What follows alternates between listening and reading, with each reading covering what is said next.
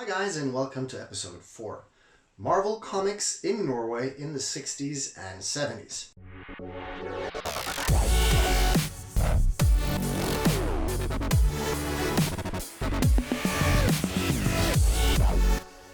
I'll be running through all the different comics that were printed here from Marvel Comics through the entire 60s and 70s.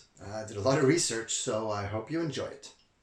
In 1963, we had the first ever Marvel Comics printed here.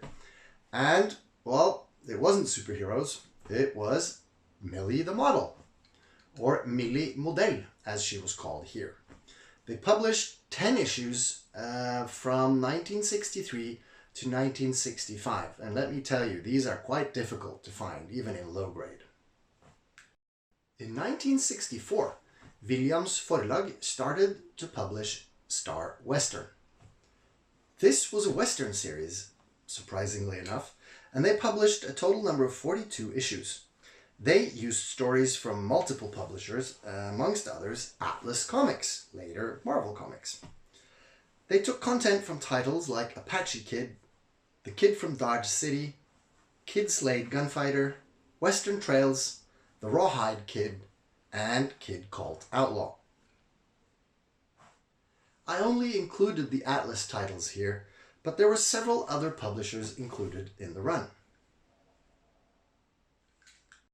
Staying in 64, Williams started another Western series called Maverick, and the first 6 issues only featured Maverick from Dell.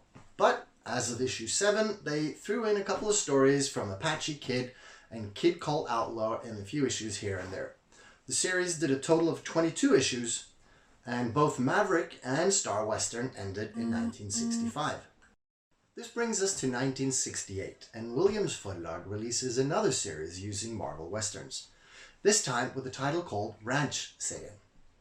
Again, they dipped into titles like The Rawhide Kid, Two Gun Kid, Kid Called Outlaw, and last but not least, Ghost Rider.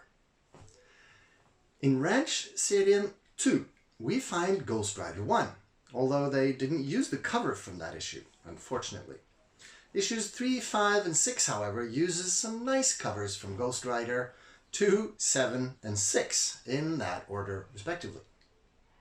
Also in 1968, the series you've all been waiting for, Edderkoppen. They published 8 issues in 1968, and the issues follow the American issues to the T. However, they were printed in glorious black and white with wonderful typewriter lettering.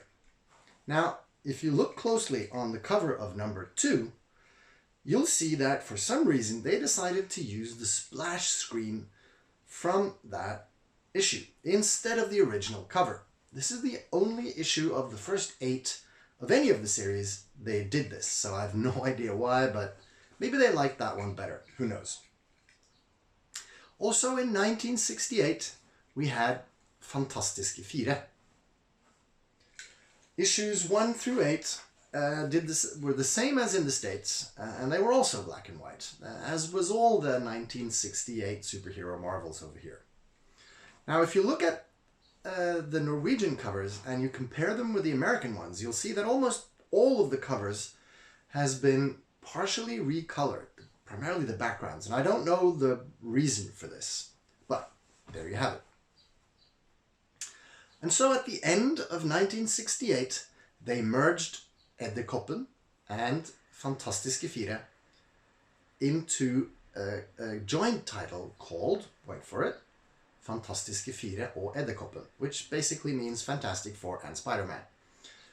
This lasted for 2 issues, and they continue the numbering from Fantastiske Fire, so the 2 issues are numbered 9 and 10, and they contain Fantastic Four number 9 and Spider-Man, Amazing Spider-Man number 9, and of course Fantastic Four number 10 and Amazing Spider-Man number 10. Staying in 1968, we had another series, and this one is probably one of the toughest ones to get here in Norway. Koloss, 1 through 8, where the first 6 issues follow the first volume of Incredible Hulk, 1 through 6.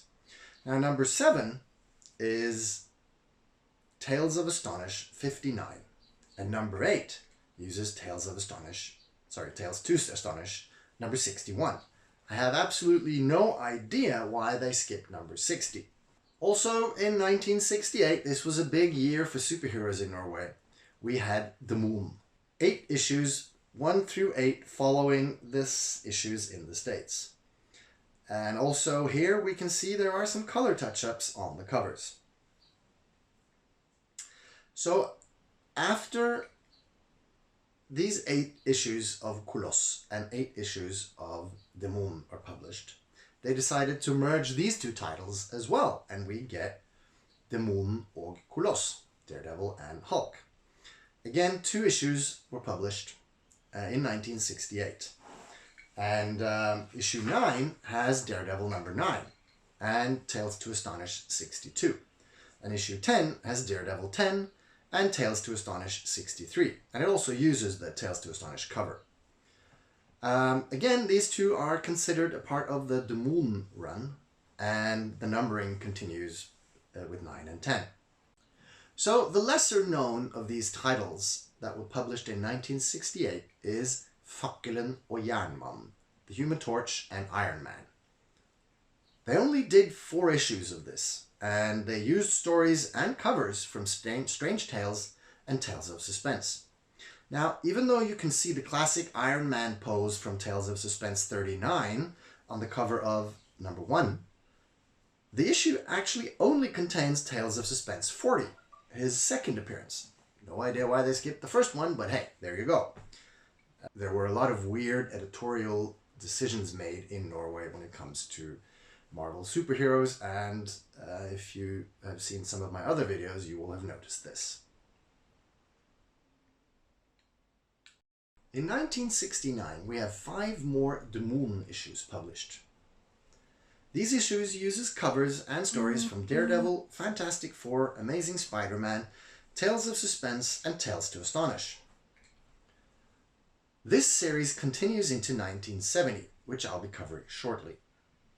All the titles from Millie the Model through Fakkelen og Jernmannen were published by Stabenfeld, also known as C-bladene or Serieforlaget. Well, that's not true. Williams did all the westerns. But otherwise, it was all Stabenfeld from Stavanger. As we head into the 1970s, we have 10 issues of The Moon in 1970. Now, this was a series that by now we're incorporating 2 or 3 issues of Fantastic Four, Amazing Spider-Man, Daredevil in each issue.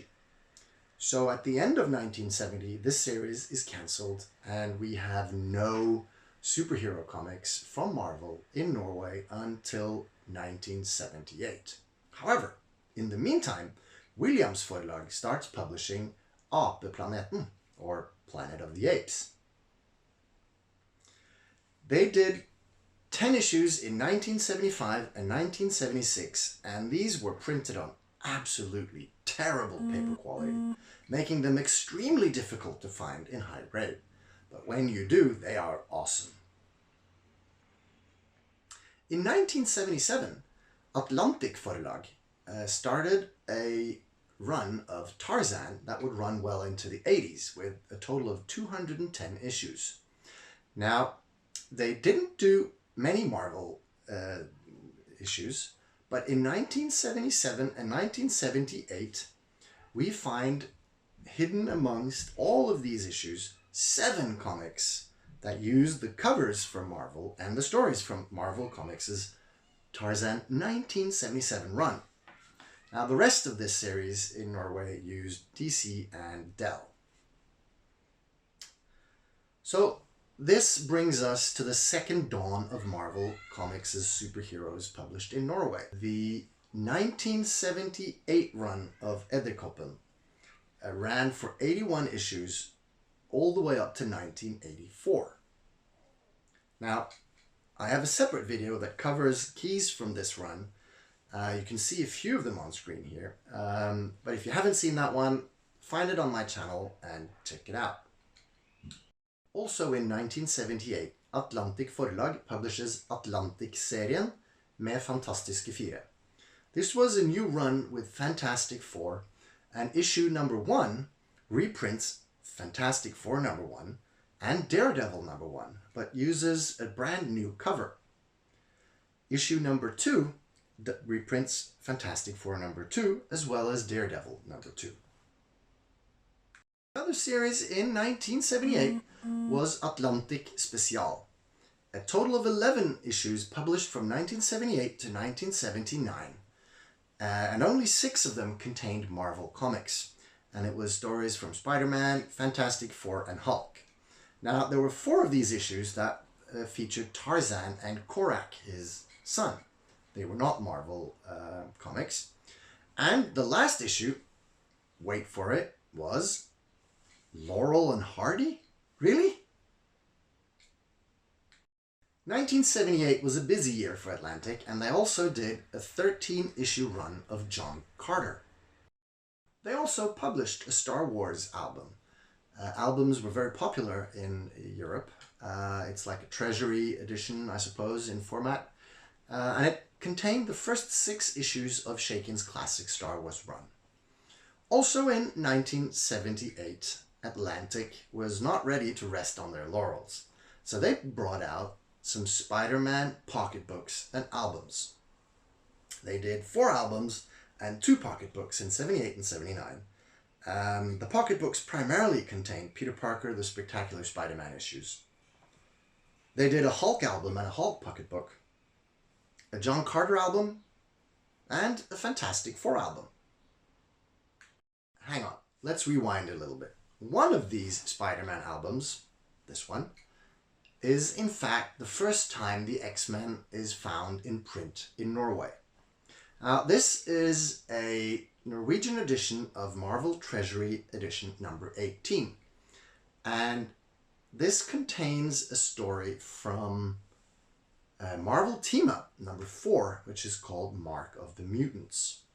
Now, I always thought that the first appearance of any X-Men comics in Norway was in Atlantic Special, and it was X-Men number 101, Phoenix, as well as 103 and 104, I believe. Now, that's not true, and I learned something by doing this video, which I am very happy about. Now, the Hulk album from 1979 uses the cover from Giant Sized Hulk number 1, but it has the content from the Incredible Hulk special number 1, where Hulk battles the Inhumans.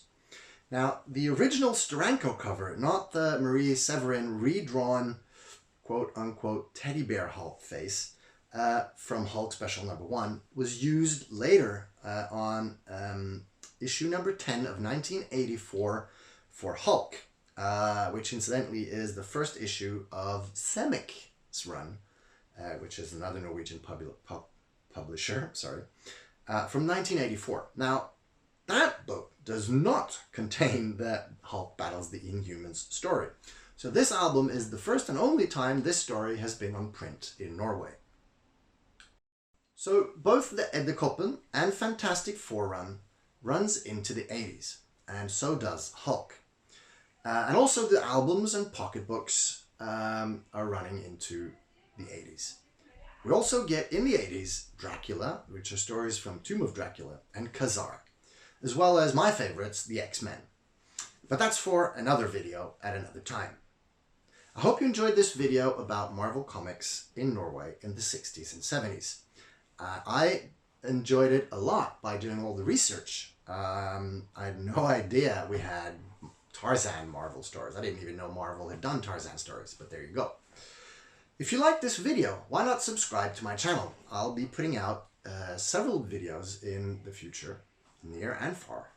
Not all of them covering Norwegian comics. I'll move into other foreign comics as well. So if you have any questions, feel free to send me a comment on this video and I will do my absolute best to reply. Until next time, signing off.